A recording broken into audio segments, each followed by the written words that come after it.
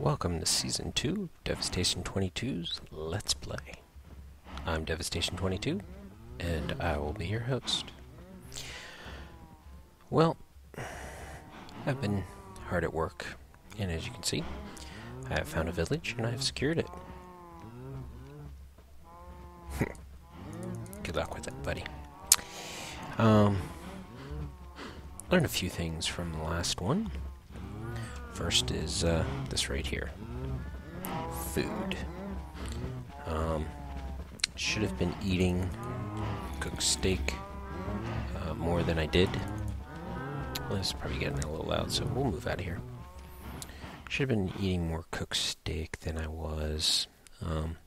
So I made a priority, pardon me, of getting a bunch of cows bred up.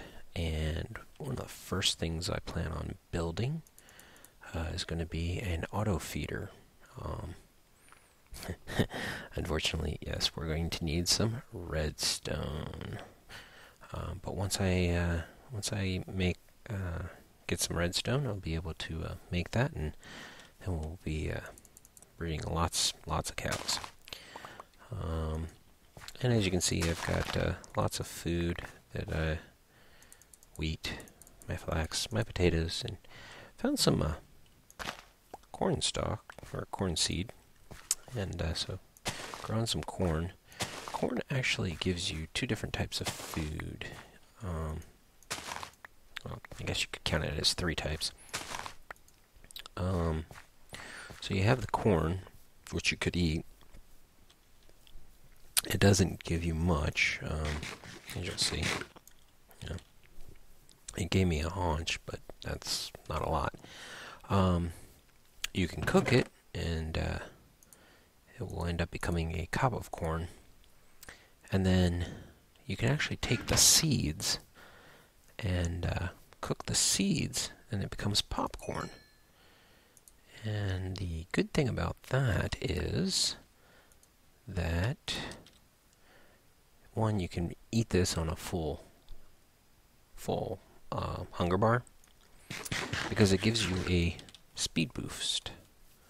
As you can see, I've got speed. So I will be carrying these around with me. It's only like a 10-second speed boost, but might be useful. And yes, I'm getting prepared to head to the Twilight Forest.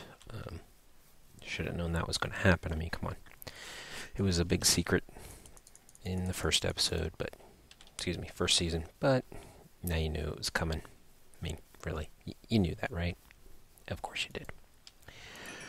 So I'm gonna finish getting squared away and situated to head to the Twilight Forest, and I will bring you back, and we'll go there and do some adventuring. So we'll be right back. Okay, so one thing I wanted to show you. Like I said, I did some scouting and found a few villages. Just so that you can see, we stopped here at village number 22. Spawn is off in that direction, and it is about 1,200 blocks away. So, yeah, things were pretty well distanced from the spawn. I don't think there was a single village within the first 500 blocks of spawn. And all the villages were, honestly, they were bad generated. There was one where this kind of hut was on top of a church. Buildings were built into each other and whatnot. But I decided to keep the seed because one of the first chests I opened had 3 diamonds in it. Everything you see in this chest and everything you see in this chest, I've used several of the tools. I'm wearing a set of the armor. The leather is from killing the cows. this is all stuff that I've harvested once I got here. But all of this stuff is pretty much what I found in the villages. And like I said, I spent the time securing the village, making sure there's no spawns in here, building the fence line, putting down the water, growing everything. So what I'm going to do is toss this in here. So obviously the recipe for this, if anybody is interested, and that's actually something leave a comment. Do you like seeing the recipes to this Feed the Beast stuff, or do you want me to skip that? Just post a comment, what your feelings are on that. Do you like how I'm playing? Should I be more aggressive, be more passive? Just make a comment. Constructive criticism, I'm open to it. But to go to the open a portal to the Twilight Forest, you need a 2x2 hole full of water, and then all around it you put flowers of any kind, vegetation of any kind. So these could be roses, yellow flowers, ferns, any of the flowers basically. And then you just toss in a diamond, and lightning strikes. I have appeased the Minecraft gods. I'll jump through here and I'll bring you back. And we're back. Alright, it did take quite a while to load up. I am not thrilled with the location of this portal. Of course, the first thing I'm going to do is set my waypoint. You'll notice this time I have a linking book to the overworld, to get out of here quickly if I need to. There's one of those huts. We know that holds danger. Oh, we got something of interest right over there. This, I believe, is a swamp. Yep, Twilight Swamp. Now, there is a new mob in here, and if I hear it, or happen to see it, I will point it out to you guys. It's like a swarm of insects, and it sounds like, when a bug is buzzing around. Oh, look at that. All right, back to the what I was talking about. It sounds like a bug buzzing near your ear. A little buzz. They're kind of nasty because they're really hard to see. They fly randomly, and they can hit for pretty good damage. So, what is that, and why was I excited to see that? Kind of excited and nervous at the same time.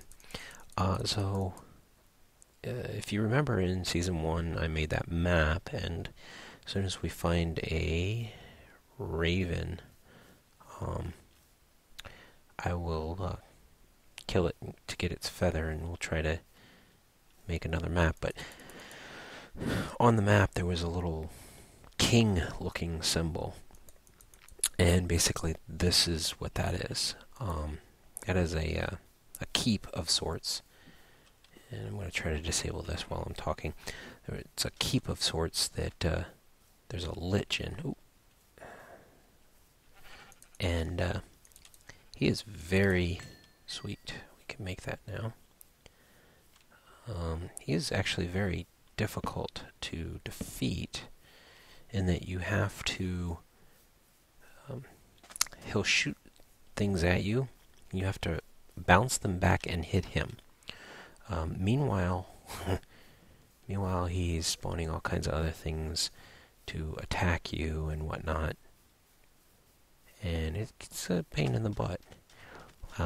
However, the tower has all kinds of goodies in it. Mob spawners, of course, for chests and whatnot. Of course, there's a cheaty way to defeat this thing, and that's basically get to the top and drop down on the lich. But as you can hear, there's mobs inside. There is actually no way in. You actually have to break your way in. I get a spot like this, because there's a little room in there, and that's kind of like a sealed up entrance. There are a few new mobs in there. There's a flying book that attacks you. As you can hear, some spiders. So maybe when we have some decent armor, we can come back and try to tackle this thing. Oh, this is looking useful. Let me get down there.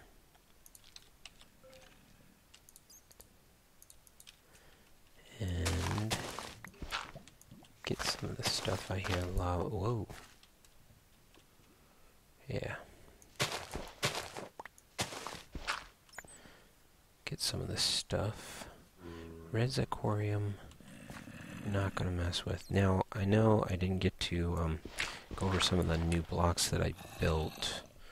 I really wanted to do that in the in episode 5, but obviously 5 never came up. So I used blue zirconium and I used some green zirconium, and I'll probably do that again this season. And I'll show you what the recipe is, unless you guys eventually say that you don't really care about that. But 2, I'll explain why I did it. The blue zirconium block, you probably saw the turtle was digging next to, and basically it acts like a water source block. So as you saw, it was turning the lava that was flowing towards it into obsidian, or excuse me, into cobblestone, and that's what it's supposed to do. Like I say, it acts like a water source block. Now, there are tanks that you can attach it to, and it will fill the tank up. And if I had placed the lava right next to it, it would have turned the lava into obsidian. So it's a nifty little block to have, and fairly easy to make. There we go, an extra one. And there we go. I don't think I have. I did not.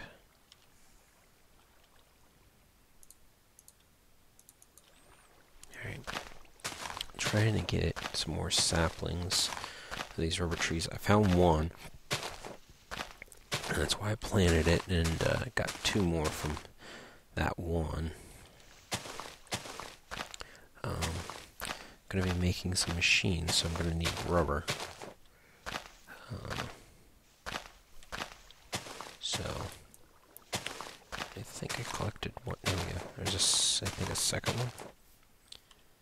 Yep. Okay, good. I've got 3. All right, that's good for now. Let's. Oh, there's another raven.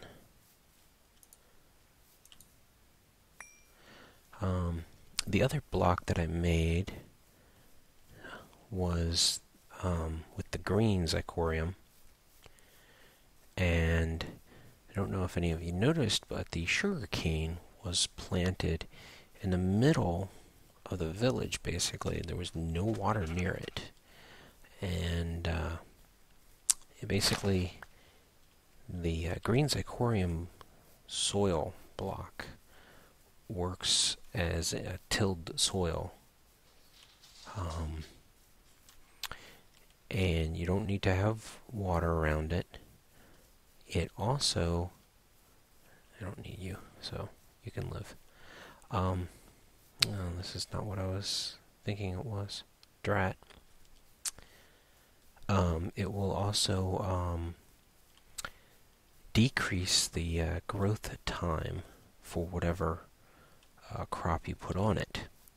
Now, it will work with cactus, it will work with sugarcane, it will work with potatoes, wheat, carrots. It does not work with flax. Ooh. Nice. Lapis lazuli. I will grab that.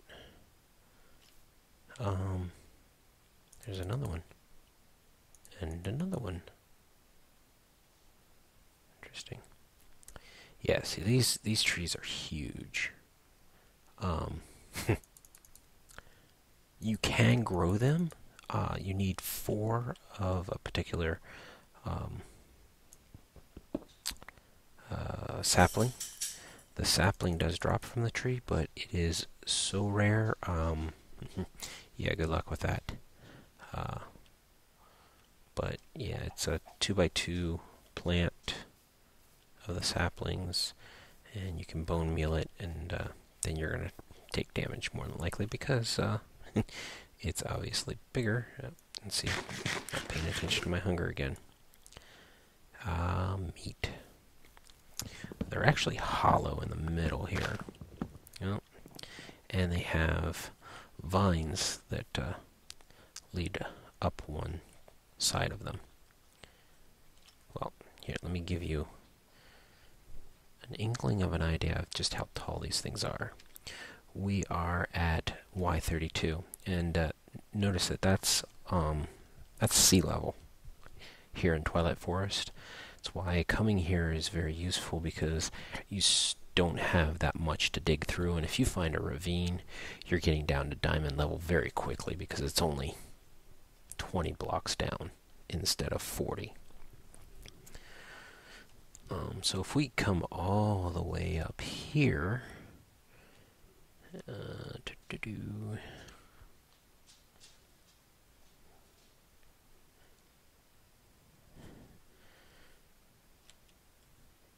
we are now at 119, 118, excuse me. So yeah, very tall. And as you can see, it's in places too wide. So, yeah. Had you going there for a second, didn't I? Yeah, these things are huge. Tried to write a program for a turtle to chop one of these down, and yeah, good luck with that. I mean, it would have to come down, be emptied out so often. It's not funny. But I think what I want to do is I'm going to get some more of these reeds, because I want to make one of those maps again, because it's basically going to tell me where I need to go here in the Twilight Forest to try to find one of those ore mountains.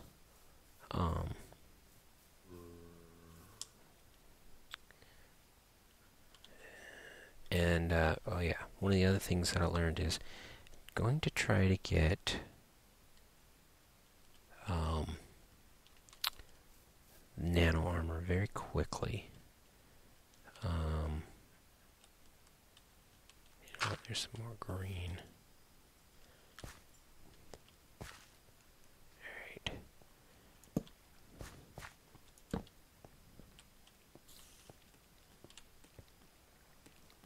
This might just be one of them.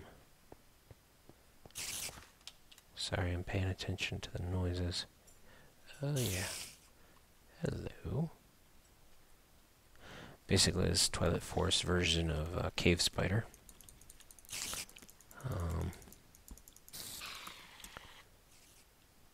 Little nasty boogers. Obviously. I need to see in there.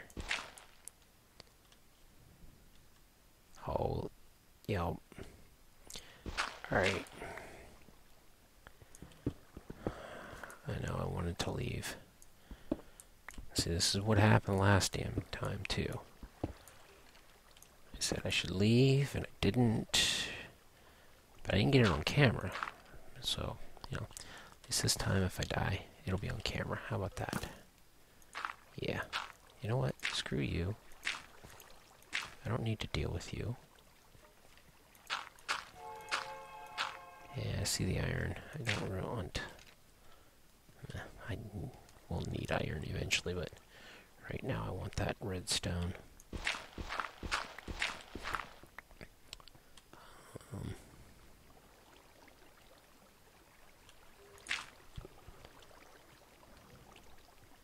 I don't want to lose it either. Alright. There we go.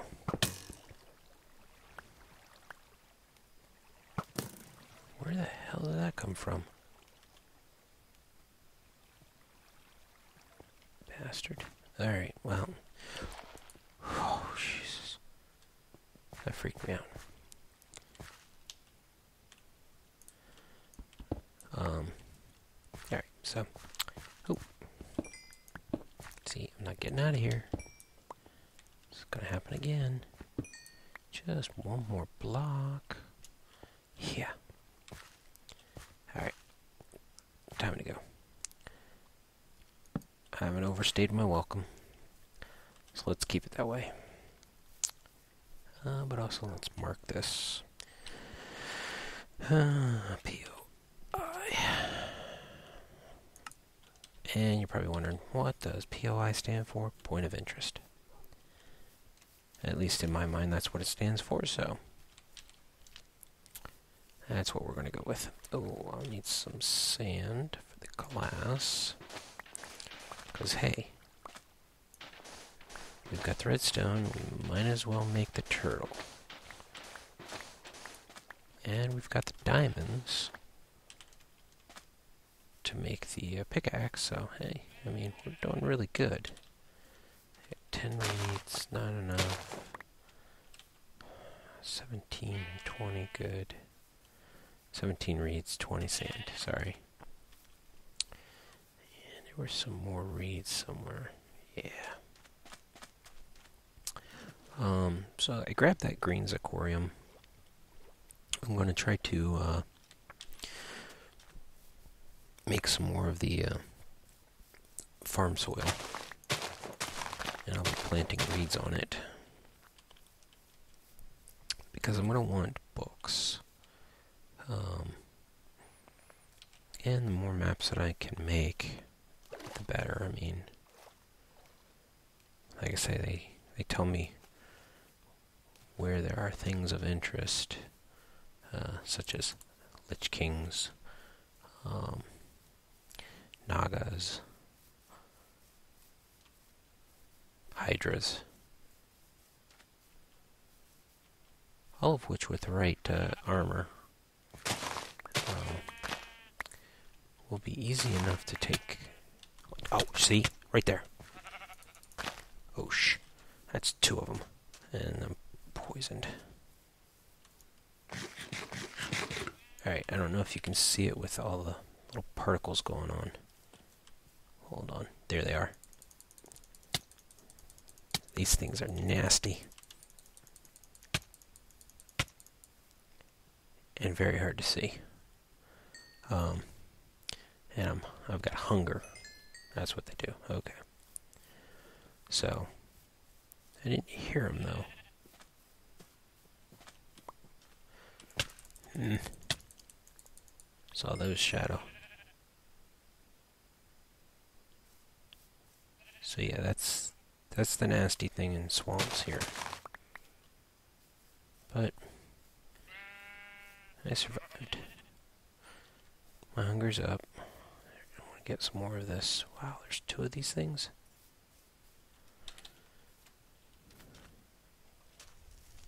Torch this one up. Oh, this is the one that I torched.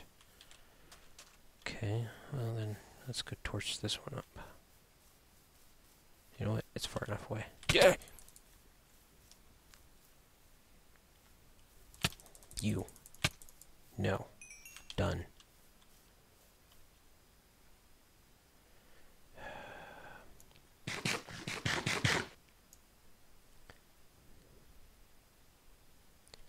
Alright. Get these more done. We'll go home, we'll make the map, and then we'll continue. Alright. So, I'm going to head home. I'll take care of this, and I'll bring you back when I'm back here with all that I need. And welcome back. So, here we have some coal coke. First thing we're going to do is label this guy so that any programs I put into him will go with him whenever I break him. And when I tell him to use up all this fuel, he'll maintain that amount of fuel between breaks. So, it's easy enough to do. You just do label set. And then whatever you want to name him, and we'll call him Jack again. So then we are going to show his directory. The ROM is built into every turtle. So what we're going to do is we're going to make a new directory. And we're going to name that Jack.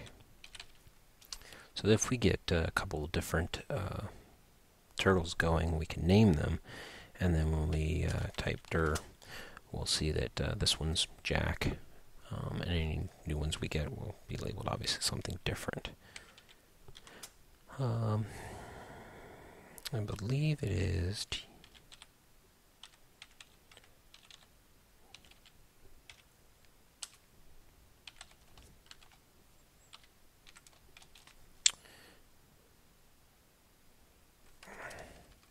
yeah, I can't spell. Some of you already knew that. And boom, he's used it all. So now he's got over 20,000 fuel units. And he's been labeled, so he's good to go. So now we will put him in our handy dandy trusty bag o' tricks. And now I need torchberries to make the map thing. So what I'm going to do, and I'm going to need, we can make one there. Oh, look at that. It's already grown. Excellent.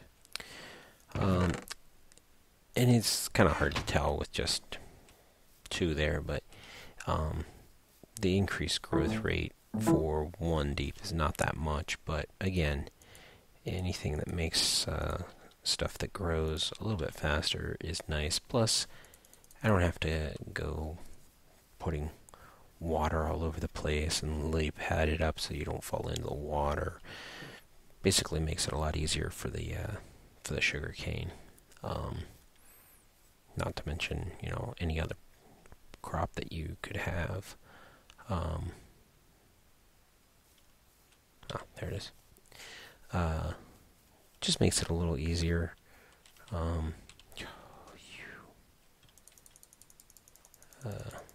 Not having to maintain water around it all the time. So that's what I'm using it for, really.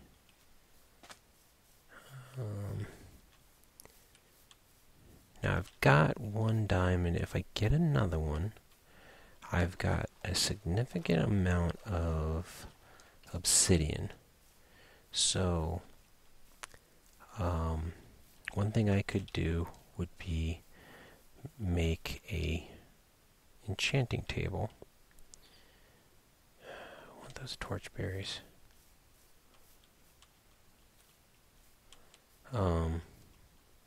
So that I can start using up some of these levels. As you can see, I've got 32, and I need to eat I should have put on the ironwood armor once I made it. Don't know if you noticed when I was crafting it. It comes pre-enchanted. Some decent enchants on it. The body had protection.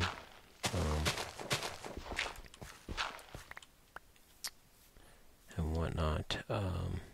So that would have definitely helped. Wouldn't have taken nearly as much damage, but ultimately I really do want that nano armor.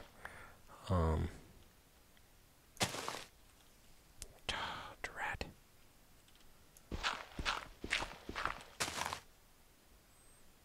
Yeah. Well, I'm gonna make this exciting, aren't I? Yeah, I just did that. I know. Said I wasn't gonna take risks, right? If I didn't take any risks, this would be a really boring Let's Play now, wouldn't it? And you wouldn't want to watch me. So, to a certain extent, I've got to take some risks. And I know that.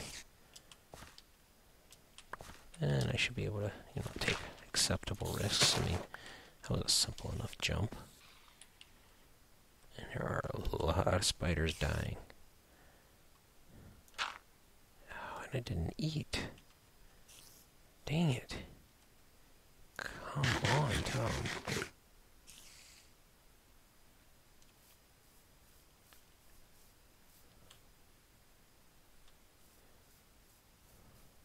Alright. Bark to you too.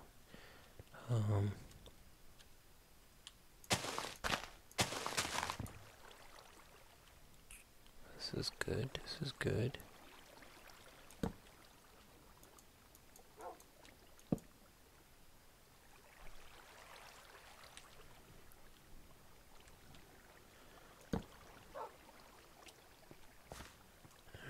Dog is cool. So coal. I'm gonna need to build a machine to turn the coal into dust, and then I'm gonna need to build a machine that takes the dust and compresses it. Now, to make it into dust, there's actually two different machines we could use. One is a macerator, and one is a pulverizer. The pulverizer is cheaper, resource-wise, and it's going to be easier to get started with. So I think that's what we're going to start with. The macerator, Greg Tech's recipes for that just make it extremely expensive, which I was touching on last season. I want that. Where you basically end up needing 3 diamonds, a bunch of other stuff. Just becomes very expensive. So pulverizer, most expensive part really is going to be the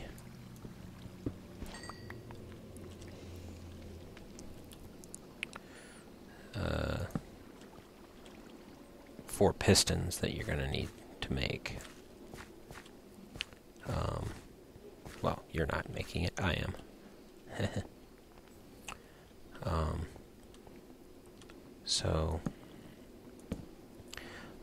But then I'm going to need to power these things, and I think I'm going to do that with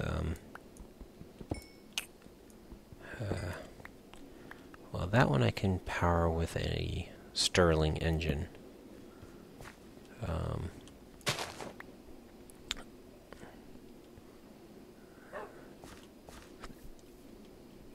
To compress everything down, that's going to need a different power generation. Again, I have an idea of how to do that. Fairly, I wouldn't say cheap, but basically, yeah, it's fairly easy. And that's just going to be a regular generator. and we can use coal or charcoal to power that.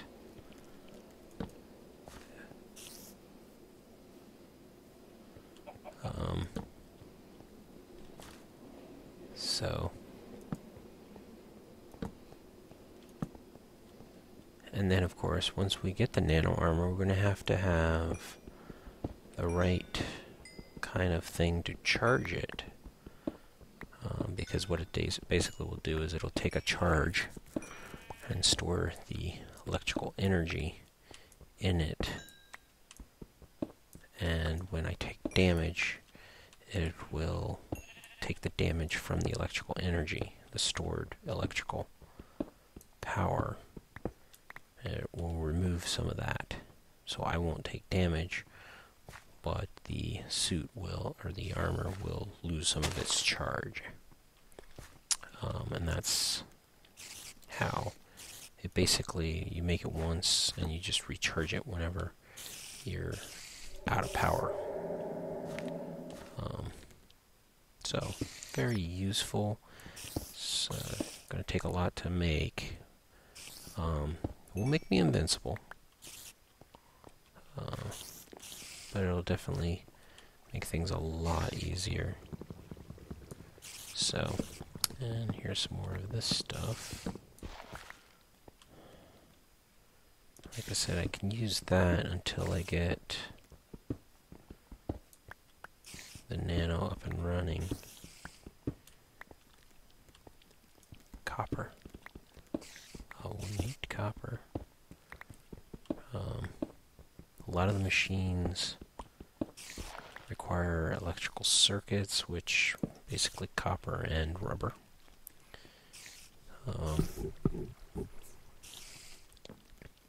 So, hence why I was getting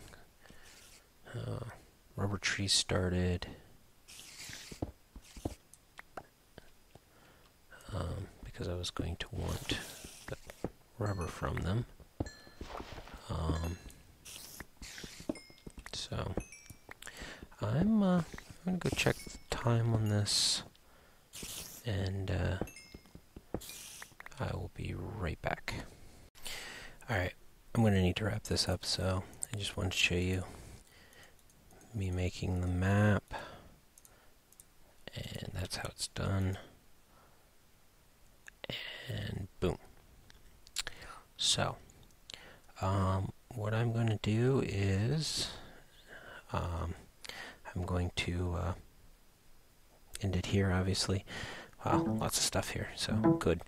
I'm going to continue on, work on some things, try to get maybe some of that ironwood armor going or something, but we will be back in episode 2, and we will continue on with a whole new game plan. So I will see you in episode 2.